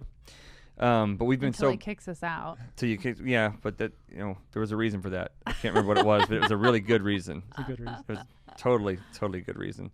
But you surround yourself with people. You talk about guys that will give you an outlet for sort of artistry and things like that. But it's cool when you get that tribe of people that are kind of everyone's kind of like that. Oh, yeah. Where every dude is like, all right, like we've even got a buddy of ours who started writing poetry. Come to find out, he used to write poetry as a kid, but no one ever wanted to hear that shit. Wow. You know what I mean? Like in high school. He's like a man's man. You know what I mean? But like we took him on his first psychedelic trip with some mushrooms for his birthday back in December, and this cat coughed up a poem a few days later. And we were like, Jesus Christ, where have you been hiding this stuff? And then he did another one. And so now we're like, hey, keep doing that. Explore that. Bring that out, because I want to read that shit. And he was like, really? Fuck, man, you enrich my life when you bring that stuff to me. You know what I mean? Yeah. And just surround yourself with people that bring that out in you. That's such a beautiful thing to do.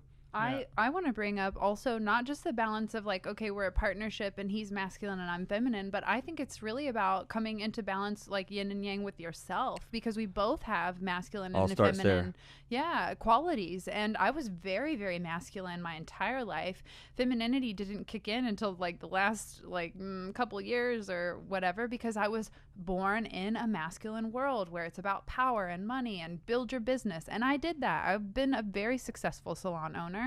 And when I started embracing my feminine qualities of compassion and nurturing and flow and loving and accepting and all the feminine traits, which again, we need to have them all. That's why men feel they don't feel complete, because they're not in touch with all of that, feminine aspects. And women are so angry and pissed off because we're standing in our masculine and not allowing the gentle, intuitive, spontaneous part of ourselves to just be free. So I think that we just have to really look at it as an individual, as balancing masculine and feminine, not just a partnership, because then people will feel like, well, I have to have a partner to be whole. Yeah, that's such an important distinction. I'm so glad that you said that, because I didn't even catch that I left that open to interpretation, but I did, and that's so important to realize. This is not a you complete me scenario. This is I have completed myself, and now I'm going to look for my perfect counterpart. And that's exactly what the Lover's card in the Tarot is about. It's not about needing someone else's love, but rather coming to your own understanding and belief system and having your own solid foundation that you show up to a partnership where they have done the same for themselves. And then you can co-create together. Not, I need something from you. That's a narcissist empath dependency. That's a relationship dynamic we see a lot. So it's really just about putting out there what it is you need for yourself and taking responsibility for that. That's it. Yeah, and the problem is, if you don't do that, if for some reason you don't make yourself whole first, then you only love conditionally, because that love has so much expectation. Well, I loved you this much. Where was your love back to me? And that's not love. All real love is unconditional. And so if you're constantly in a space where I need you to fill my cup, I need you to fulfill me, I need you for anything, more than let's go live an amazing life together and let's see what we can build. Anything besides that is, That's a fool's game. It's going to lose no matter what. You're always tugging on a person to fulfill your own needs in an area where you're missing, and that can be taxing on that other person. Big time. You know, and that doesn't mean that we throw out people who are imperfect, right? It's not that. It's just being aware of our own bullshit. Yeah. And especially whenever you're in a committed, serious relationship, be like, all right, I'm kind of fucked up. You're kind of fucked up. We're going to work through this together, but we're going to be aware of how the dynamics are going to work through that process. Not that we're going to snap our fingers and be perfect tomorrow, but if I'm ever kind of pulling on you too much or leaning on you too much for this, it's because I got these issues and I'm doing that. And that's all part of building a relationship. And that's communication. That's communication. Yeah. And it's a lot about being honest, too. It's about coming up with the fact that, the biggest fear that we all have is the fear that we're unlovable. That's the main base fear of everything. And if you think that you have to be perfect for somebody to love you, it's hard to be vulnerable like that. It's hard to say, I've got screwed up things. Because we all do. We just don't really talk about it as much. But it's coming. It was all fucked up, man. I laid mine out on the table day one. You did, but it's coming from that place of saying like, well, I have things to work on too, and if we can work on them together, that would be fantastic. And if we can't, then I wish you the best in life, and I hope you find someone that can help you that way. And it's like coming from that space is so different.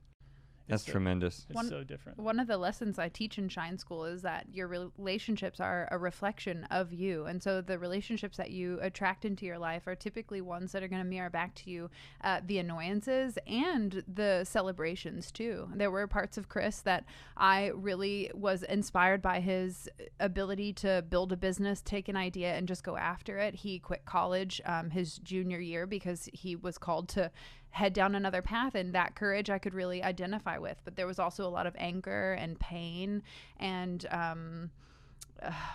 I think that would describe it, anger and pain, that triggered me because I had a lot of that as well. And so, like I said from the beginning, Chris's idea of true love is investing in each other's spiritual growth, and that is being open and communicating and saying, hey, I have these issues, I have this darkness, and I'm dealing with it, so I want you to be aware. So it's kind of like Chris tracks my period, so every month he knows like if I'm being crazy during this week, kind of makes to sense. back off. 200 IQ move right there. Yeah. IQ.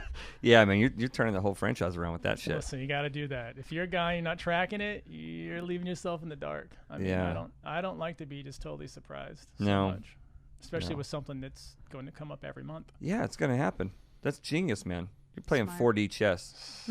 Really. This is next level stuff. I'm going to come home and he's going to be levitating one day. I believe it. I'm I'm surprised certain. he's not already with that. Can I ask a question? Since you guys have been together longer than me and my wife for sure, but you've sustained this balance. One of the things that over time in a long relationship, Because Chris learned to shut his mouth. Isn't it? I learned that people that grow together, through that growth, that personal growth and the growth in the relationship, you change. You fundamentally change, right? Your needs change. Who you are as a person changes. So 5 years into a relationship, you both have grown, but you've grown in different directions. And I think some people go, man, we had it so good for so long. And as you start to grow, do you find that there are difficult moments, or how do you guys deal with the ever-changing evolution of who you are as a person and your relationship and how that evolves? Boom. Good question. All right, so we do a couple of things.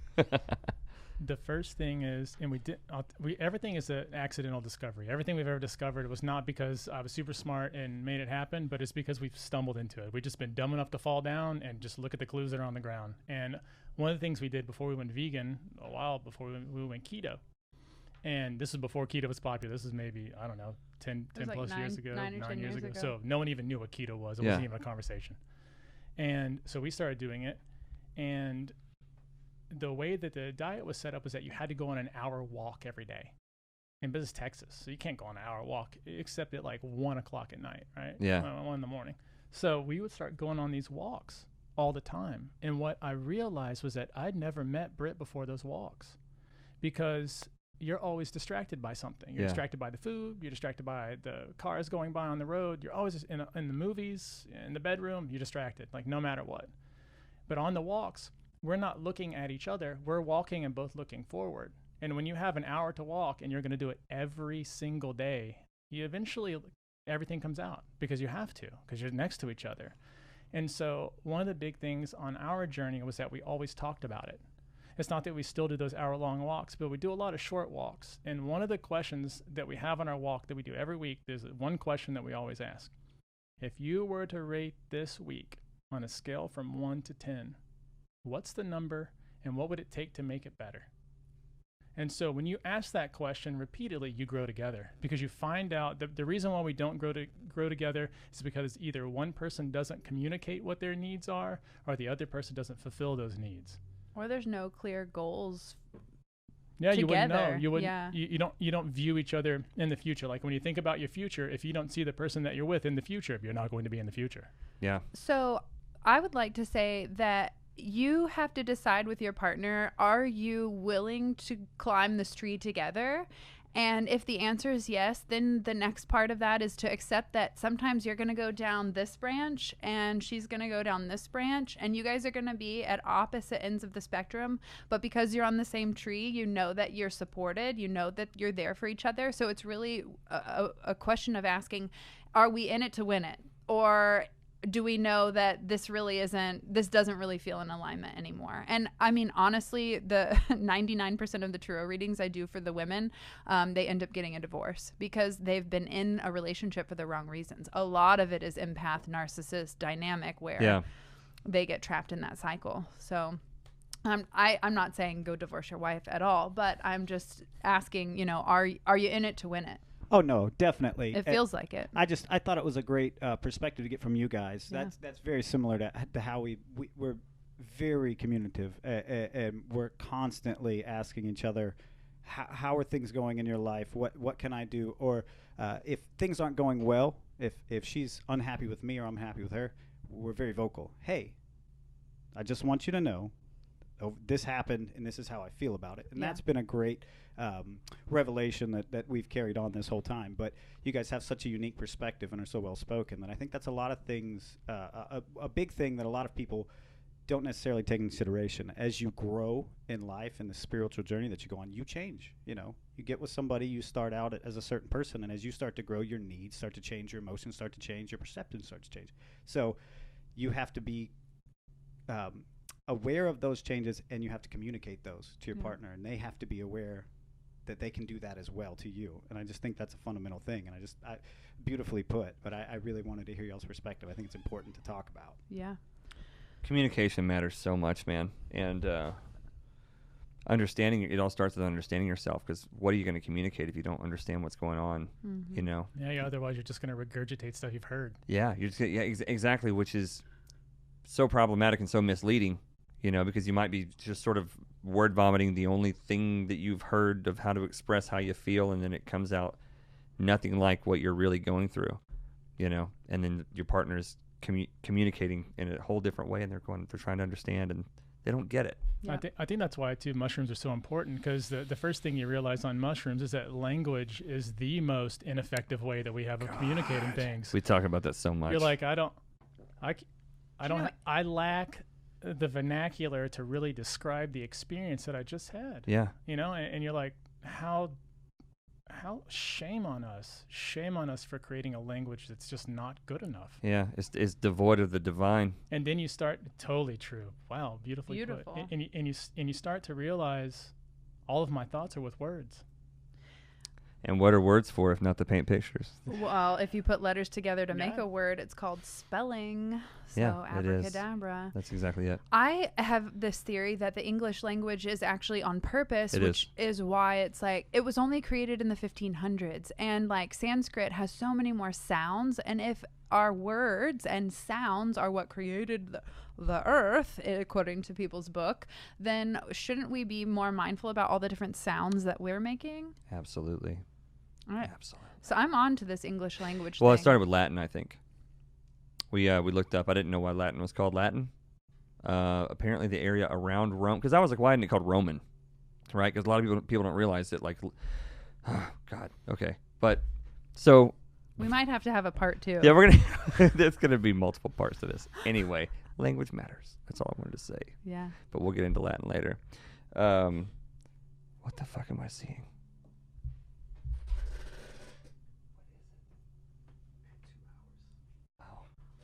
That was a very encrypted message. Yeah. I don't know. I get it. We're at the 2-hour mark. How you guys feel? Amazing. I feel like we definitely need a part 2. All right. Or 3. Yeah. Probably going to be an ongoing rolling conversation. How much did time dilate for you during this last 2 hours? It didn't exist. That is hypnosis. Yeah. Oh, look who was just hypnotized. I was hypnotized finally. He's doing it on the slide the whole time. You let it happen. Just waving his microphone around. I know. Uh-huh. Look at this. Look at this. Y'all are awesome. Thank you. I love you. I love you both so much. Your energy is insane. I don't know that cameras are going to be able to pick up just how much you guys fill a room, but you make it glow. And the place is brighter having had you in it. And that goes for the world too. Huge thank you. Really, really appreciate having you guys here. I'm gonna walk out of here feeling supercharged. Why don't you plug your stuff? I think it's safe to say that we're definitely going to do a part 2 and a part 3, and this is going to probably be an ongoing conversation. Certainly. The first of many wonderful, enlightening conversations on and off camera. Absolutely. So thankful that y'all came by. So plug your stuff. Tell us where to find you. Yeah, absolutely. So you can find me on Instagram at The World by Brit, and we run a monthly membership club called The Elevated Life Together. You can find that on my website at BrittanyCarmichael.com. Yep, and you can find me on Instagram at Hey It's Carmichael. I love Super that. Simple. Yeah. Super simple. So if you want to get hypnotized or get a tarot reading, or just experience the company of 2 wonderful, vibrant souls, that's how you're going to do it. It's all that visualization up your stairwell. Any last messages for the homies? Yeah, relax. Be yourself. Just summing it up like that. On that note, we're going to call it, guys. May the light be upon you. May peace be within you. And may you be a sun on the paths of all men. God bless you guys. Go out and have a great week. Treat each other well. Namaste. It's already